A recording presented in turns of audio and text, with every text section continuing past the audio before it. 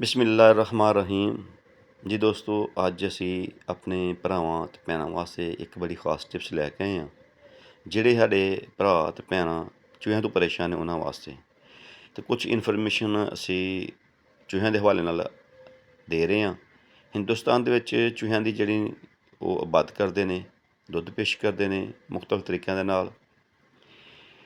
ਅਤੇ ਕੁਛ ਮੁਲਕਾਂ ਦੇ ਵਿੱਚ ਚੂਹੇ ਨੂੰ ਜੜਨਾ ਬਤੌਰ ਖੁਰਾਕ ਗੋਸ਼ਤ ਦਾ ਇਸਤੇਮਾਲ ਕਰਦੇ ਨੇ, ਜਿਸ ਤਰ੍ਹਾਂ ਕਿ ਚਾਈਨਾ ਹੈ, ਥਾਈਲੈਂਡ ਹੈ। ਔਰ ਪਾਕਿਸਤਾਨ ਦੇ ਅੰਦਰ ਚੂਹਿਆਂ ਨੂੰ ਜਿਹੜਾ ਨਾ ਉਹ ਆਪਣਾ ਦੁਸ਼ਮਣ ਸਮਝਦੇ ਨੇ, ਕਿਉਂਕਿ ਫਸਲਾਂ ਦਾ ਨੁਕਸਾਨ, ਗੰਦਮ ਦਾ ਨੁਕਸਾਨ, ਮੁਖਤਲਿਫ ਘਰ 'ਚ ਜਿਹੜੀਆਂ ਪਈਆਂ ਹੋਈਆਂ ਚੀਜ਼ਾਂ ਨੇ ਉਹਨਾਂ ਦਾ ਨੁਕਸਾਨ, ਉਹਨਾਂ ਨੂੰ ਕੁਤਰ ਦਿੰਦੇ ਨੇ। ਇਸ ਵਾਸਤੇ ਇਹਨਾਂ ਨੂੰ ਖਤਮ ਕਰ ਦਿੱਤਾ ਜਾਂਦਾ ਹੈ।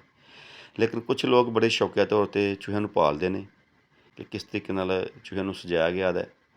ਲੇਕਿਨ ਅੱਜ ਅਸੀਂ ਚੂਹਿਆਂ ਨੂੰ ਦਰਗਾਹ ਜਾਂ ਜਿੱਥੇ ਰਹਿੰਦੇ ਨੇ ਅਤੇ ਇਨਸ਼ਾਅੱਲਾ ਚੂਹੇ ਜਿਹੜੇ ਨੱਸ ਜਾਣਗੇ। ਅਤੇ ਲਓ ਦੋਸਤੋ, ਸਭ ਤੋਂ ਪਹਿਲਾਂ ਤੁਸੀਂ ਰਾਲ ਜਿਹੜੀ ਹੈ ਇਹ ਲੈਣੀ ਹੈ।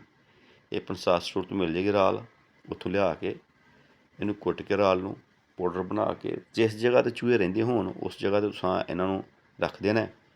ਜਿਸ ਜਗ੍ਹਾ 'ਤੇ ਸੁਰਾਖ ਉਸ ਜਗ੍ਹਾ 'ਤੇ ਤੁਸੀਂ ਰੱਖ ਦੇਵੋ ਇਸ ਰਾਲ ਨੂੰ, ਅਤੇ ਇਨਸ਼ਾਅੱਲਾ ਚੂਹੇ ਜਿਹੜੇ ਨੇ ਉਹ ਜਗ੍ਹਾ ਛੱਡ ਦੇਣਗੇ, ਨੱਸ ਜਾਣਗੇ। ਅਗਰ ਘਰ ਦੇ ਅੰਦਰ ਨੇ ਤਾਂ ਘਰ ਦੇ ਅੰਦਰ ਵੀ ਤੁਸੀਂ ਇਸ ਰਾਲ ਨੂੰ ਰੱਖੋ, ਇਨਸ਼ਾਅੱਲਾ ਘਰ ਦੇ ਅੰਦਰ ਜਿਹੜੇ ਚੂਹੇ ਨੱਸ ਜਾਣਗੇ। ਬੜਾ ਆਸਾਨ ਤਰੀਕਾ ਹੈ ਚੂਹਿਆਂ ਨੂੰ ਭਗਾਉਣ ਦਾ ਤਰੀਕਾ ਰਾਲ ਦੇ ਨਾਲ। ਤਾਂ ਦੋਸਤੋ ਨਾਲ ਨਾਲ ਸਾਡੇ ਦੇਸੀ ਹਿਕਮਤ ਟਿਪਸ ਨੂੰ ਸਬਸਕ੍ਰਾਈਬ ਕਰੋ, ਲਾਈਕ ਕਰੋ, ਸ਼ੇਅਰ ਕਰੋ, ਬੈਲ ਆਈਕਨ ਵਾਲਾ ਪ੍ਰੈਸ ਕਰੋ।